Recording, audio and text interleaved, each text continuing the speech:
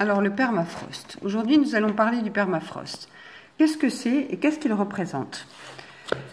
Alors déjà, on va le situer. Donc le permafrost est situé environ dans 25% de l'hémisphère nord.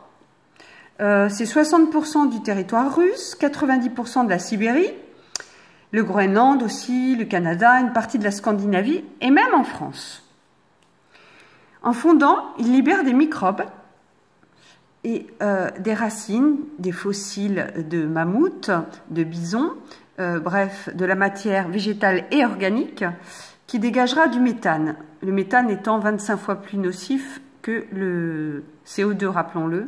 La quantité de CO2 qui est contenue dans tout le permafrost est de 1600 milliards environ.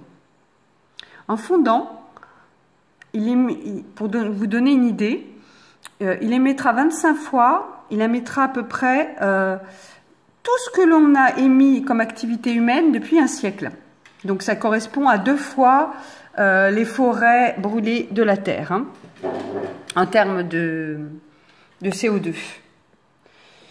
Donc, il existe un Sibérien du nom de Zimov qui a mis en place dans le nord-ouest de la Sibérie, dans la république de Chaka, un parc animalier d'un genre un peu spécial. On y recrée les écosystèmes de l'ère glaciaire en y introduisant de la faune comme les bisons, les yaks, les cerfs et même bientôt les mammouths.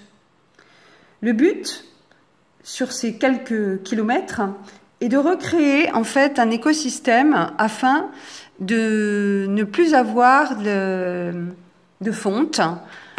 Sur l'expérience qu'il a faite, en fait, il s'est aperçu qu'il avait